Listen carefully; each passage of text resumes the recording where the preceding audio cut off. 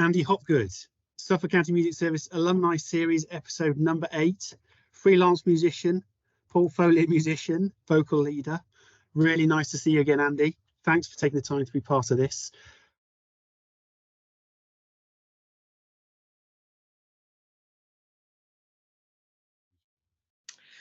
I knew pretty early, but I had kind of a strange upbringing because my dad was a musician.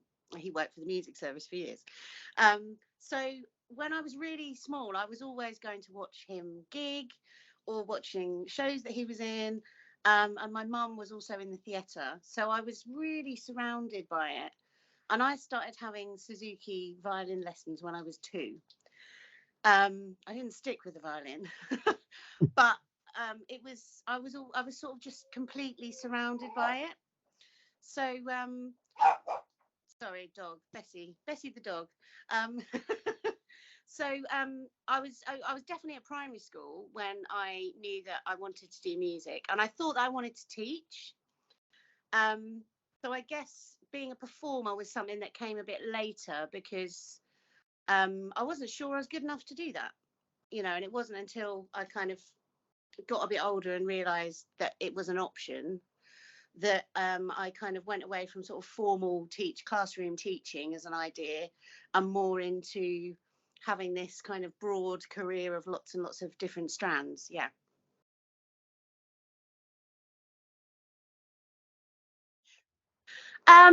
No, because it was something that was always a bit of an escape. And I sort of felt most myself when I was playing, if that makes sense. Sure. It feels like being a musician is very much part of my identity, even from when I was a kid. Mm-hmm. And because I was so young, I don't remember learning to read music the same you don't remember how you learned to read books. So it was so kind of ingrained in me. It was always an escape and a pleasure, and I just was always quite obsessed by it, and that obsession has grown as I've got older, really. Because when you become an adult, you can spend your time on anything you like, and so my focus kind of got more and more narrowed the older I got.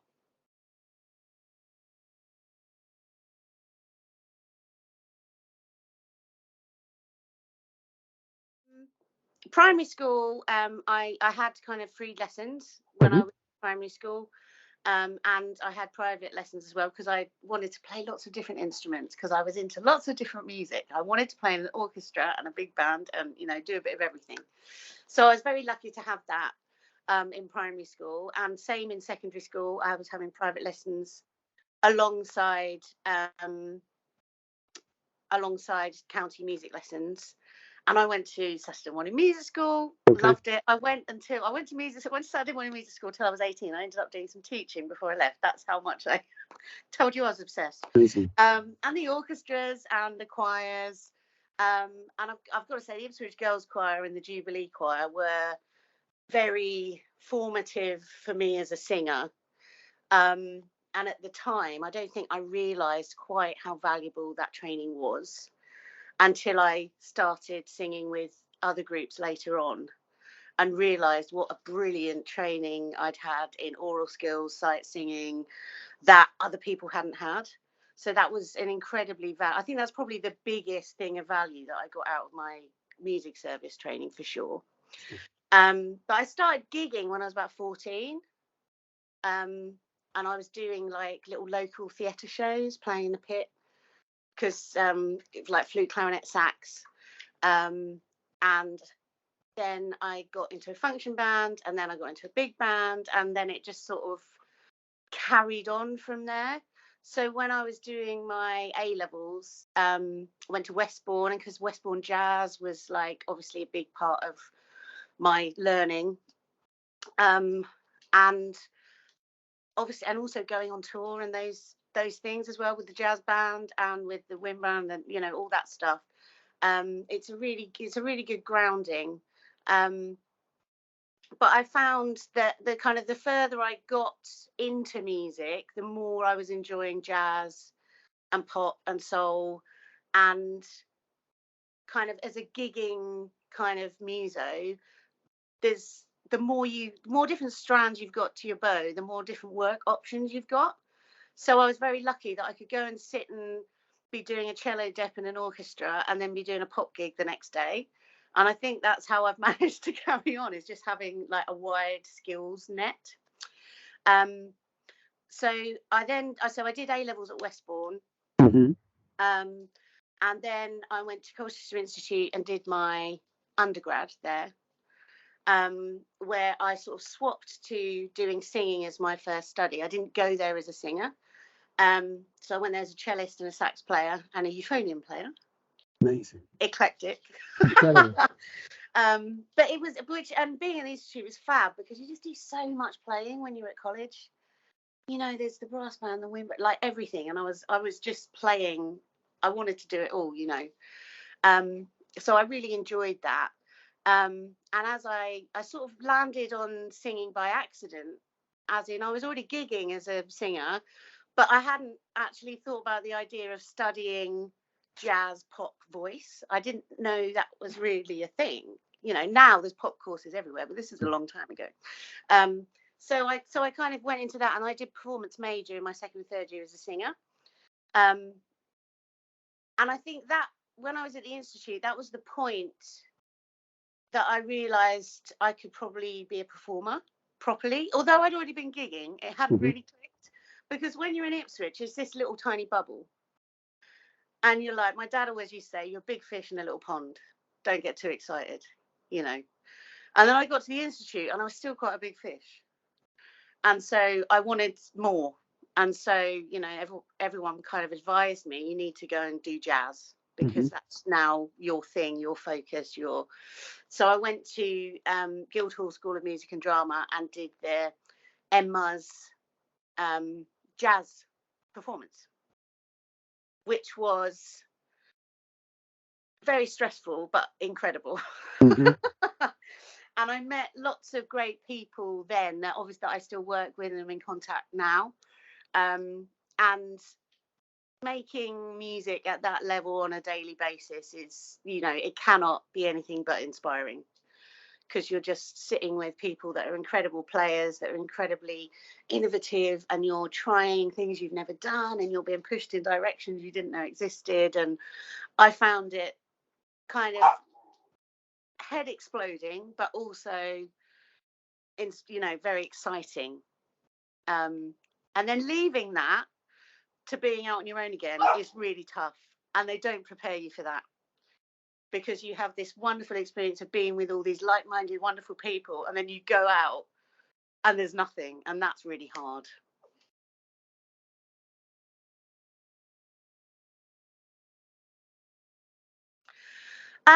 Well, I mean, I don't know any performer that only performs if they haven't got a day job doing something else, you know. Like, even the best players I know do some teaching. So I knew getting a regular teaching gig was fundamental to that. And then, yeah, hustling for gigs, really. But, you know, you always have to hustle for teaching, because, like, I ended up doing a bit in a private school and then a bit in a state school. You sort of piece it all together into a week. And then the next term, it'll be completely different, you know. And it's been like that for 20 years. And September's always equally as frightening as it was 20 years ago.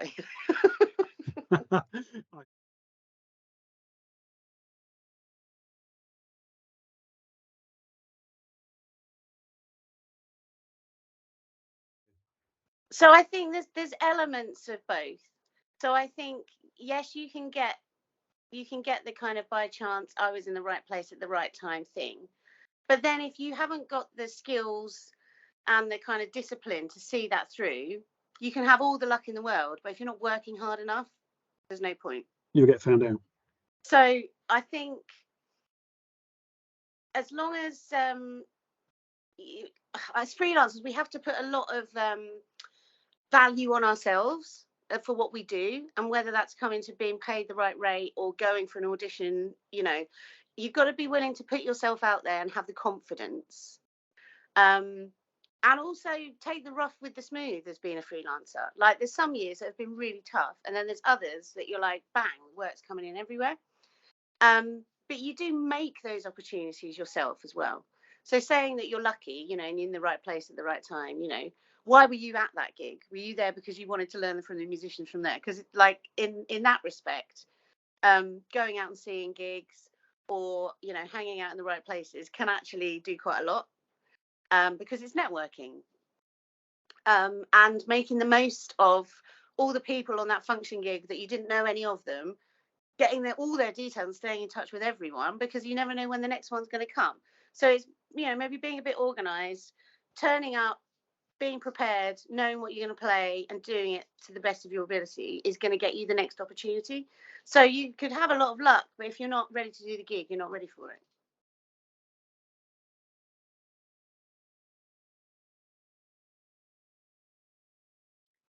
I can't think of any real fork points, Fine. because I'm always trying to do everything, which means sometimes not having much of a social life, or much fun, and trying to then do both of those things. And yeah, that doesn't always work. I think there's definitely times where, because of, like, geographically being in Ipswich, you get tied to that area because that's where you're known. Mhm. And I think there has been, like, I've had a couple of spells of living in London, but of course it's close enough to sort of commute and do bits. Sure, sure. But you know, most of my work now is kind of Cambridge, Ipswich, Essex, bits in North. You know, I'm rooted in this area. Mhm. And I think, you know, if I had to move, that would be difficult. But also, like, opportunities to do sort of cruises and stuff, because I've sort of built up the teaching and things. To go off and do any kind of contract abroad is something I've not been able to do because of the commitments of wanting to have some stability, because Sure. I've got a mortgage to pay, you know, so you've got to be fairly sensible with your money. So I guess there's a few opportunities to travel a bit more that I haven't been able to take. If they're short term, you know, you can take a couple of weeks off or something if there's a short, you know, or, you know, I was lucky this year to have a like mini tour thing that was in the holiday, which was great, you know, so you can take those things as they come. But yeah, it's difficult to have it all and keep some financial stability. I guess in some way, although I don't think I am, I'm fairly responsible in that respect.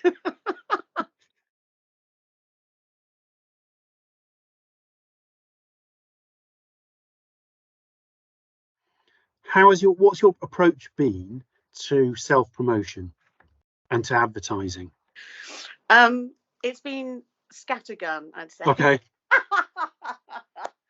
I mean, like, lots of my friends are really good on social media, Okay. and they promote their own album, and it's everywhere, and they sell, you know, like, and I'm not that great.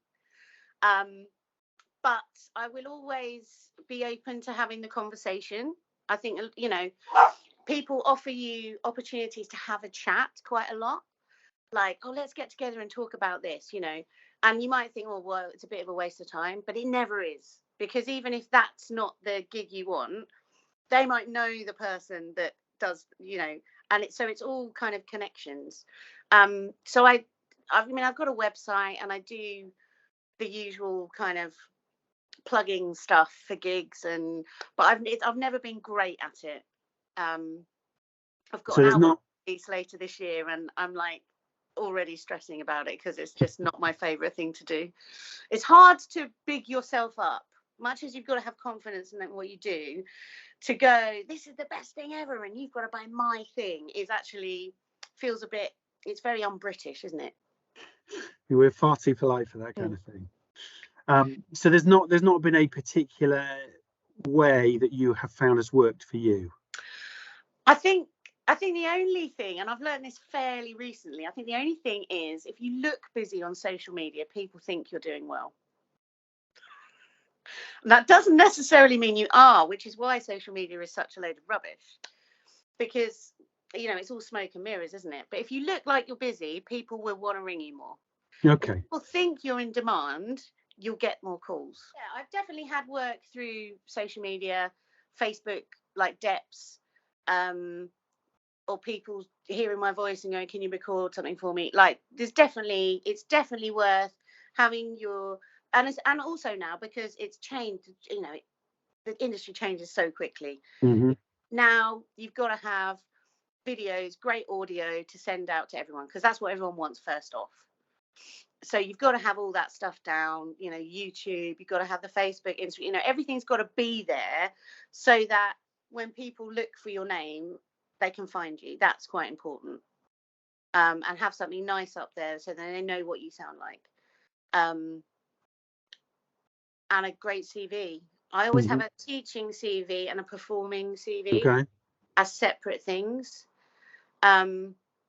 Because a teaching job won't want to know about they're very different things. So I always have separate CVs. I found that quite useful.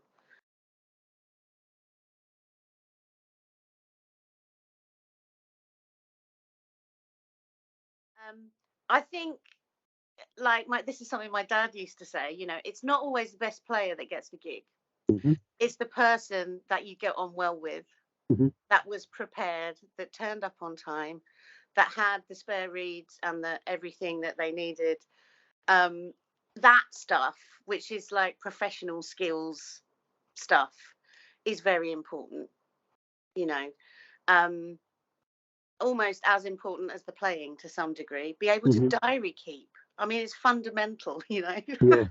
But you'd be amazed how people still get double booked, and I'm like, well, how? Don't you keep a diary? You know, there's certain things that you've got to be quite strict and routined about. And preparation is definitely one. But I think of things that have got me through all the sticky, awful situations is ears. Every time. And you've developed your listening skills or your oral skills through what? Through just doing, or through playing without music, or through listening to a lot of music? What do you suggest? All those things. All those things, yeah. All those things. Transcribing. Yeah.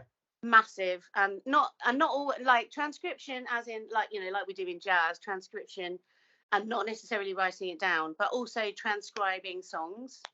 And the more, obviously I do that with all my choirs, so I never really buy arrangements. I do everything bespoke, because I think it works better. If it's written for the group, it's going to work. You know it's going to work because it's written for them. So transcribing pop tunes, you know, the more you understand about the form and the style, when you come to then learn that to be able to sing it, there's so much that you've already got there. So you're not going, oh, well, why are they doing that with the voice? Because, you know, oh, well, it's because it's Motown and it's this style. And so the form is this, and that's the bridge. And like, it's like puzzle fitting. It's the same with harmony. Oh, well, that's a Green Dolphin Street ending, or that's a Backdoor Cadence. Like, you know, and you it's like puzzle pieces. It's like Lego in like harmonic ears brain, if that makes any sense. Yeah, absolutely. Skill set. And I've always found, like, having both sides of that. So having like your kind of what you call your classical reading training alongside being able to, you know, learn things by ear quickly, do backing vocals quickly, and have that oral side of it as well. If you've got both of those in good balance, you're very employable. If you've only got one or the other, it's tough. You know, if you're going to go and be an orchestral musician, brilliant. But that's a very small percentage, you know, of people that have that training and education that actually go on to do those jobs. Whereas I kind of broadened the net so that I could do like many, many different things. And I think you've got to have, I think our education has neglected that oral tradition of learning and learning by ear and having good musicianship skills and good things like good time. And, you know, there's so many classical players that have got a grade 8, but they can't feel the pulse or actually count. And you're like, you've got no feel, you know, and like things like that are kind of these, they're not really tangible things, but they're things that you pick up from communicating with other musicians and spending time in that kind of creative space that you can't really put your finger on. You only get that from being out there and doing it.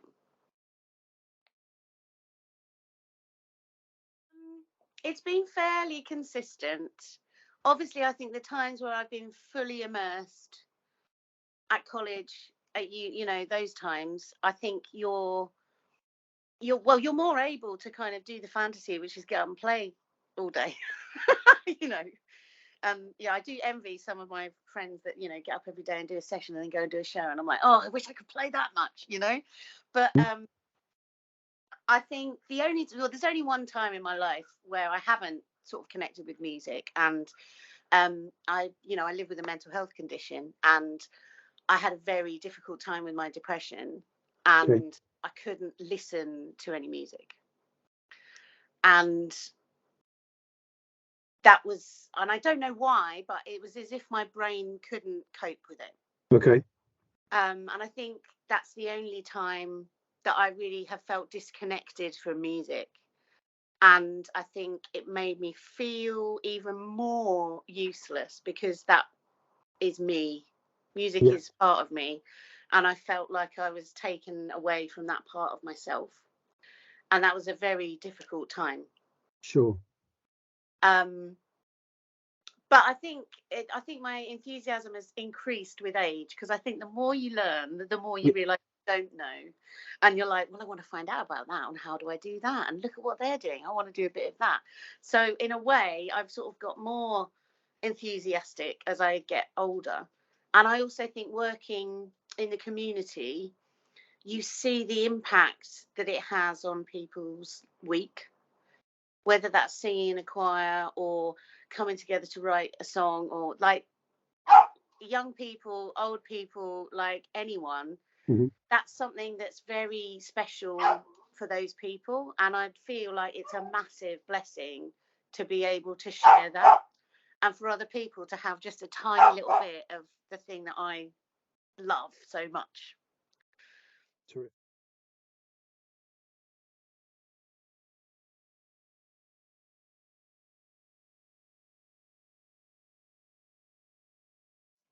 I don't mind talking about my mental health at all, because it's something that I'm actually quite passionate that we do talk about it, especially in relation to freelancers and musicians, because you are very much out there on your own. High pressure, It's a pressure job.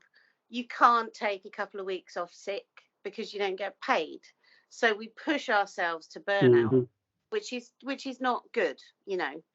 I think I've learnt the early warning signs a lot better in myself, which has enabled me to act earlier. Okay. When I see the red flags and the symptoms, I can act earlier and kind of get on it before it's got worse, if that makes sense. Perfect sense. And everyone's got their different things, you know. Sure. You know, when I was very unwell, it was hospital visits and medication. That's what kept me alive. But on other times when I'm like, right, I'm catching this early, what can I do? Right, I need to get this some routine in my day of things that make me feel good. Whether that is listening to music, or doing some yoga, or going for a swim, or cuddling the dog and watching your favorite, for me, horror movie. Like anything just to give yourself space away from music. Because I think part of my problem is that because I sort of get obsessed with it. And I'm lying in bed at night and there's music going through my head and I can't sleep. And it's like, you know, and that sounds insane, but I know a lot of musicians are exactly the same. You can't always switch that part of your brain off. So finding a way to actually switch off is important. And the physical space of working from home is a similar thing. Having kind of some space, physical space away from work, I definitely find a bit easier to switch off. And because the way things are going, we're working more and more from home, which makes that more and more difficult. But I do think that's quite important, you know, as well as the mental space, to have the kind of physical space away from it as well. And as you know, I'm now training to be a counsellor, because my weird and varied, crazy life that I've had, I think, will gear me up well to help other weird and crazy musicians like me. So I hope to work with people in the music industry that suffer with mental health issues, that suffer with addiction and recovery, that, you know, there's all kinds of stuff going on and we've got no backup. We're all on our own. And, you know, much as we want to be there for each other and be a community, it's competitive. And those two things, like, kind of brush up against it. It's awkward. yeah. That is, it's really inspiring to hear you talking. Thank you for sharing, being open and honest about it. Because we must, you're right, we must talk about it and we must be open and honest about it. Otherwise, you know, there's a risk that younger and less mature people feel like they're on their own, just like you said. And when, you know, when I got diagnosed with depression at 15, you didn't tell anyone. You know, you felt like you were the only person in the world, and you know, apart from like you had to tell school, you like your friends wouldn't understand, they wouldn't have a clue. So I do kind of look back now and think things have changed. They have started to progressively get better. But I think we should always be aware of mental health and well-being, and that they are separate things, and let's not confuse the two quite so much as we always do.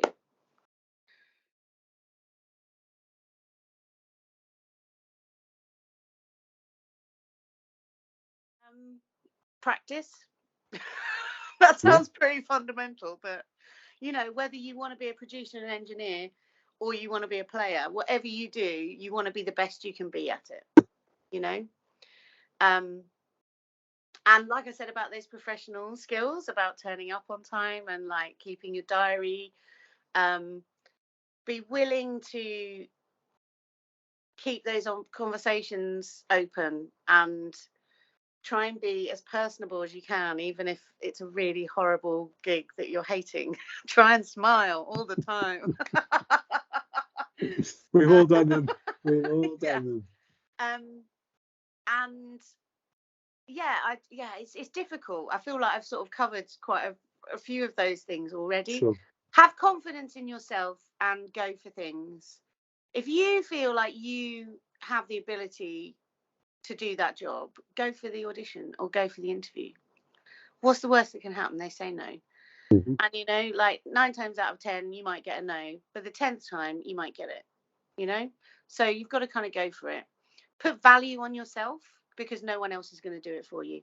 No one's going to say you deserve £150 an hour unless you decide that's what you want, you know. So that's something you have to do for yourself.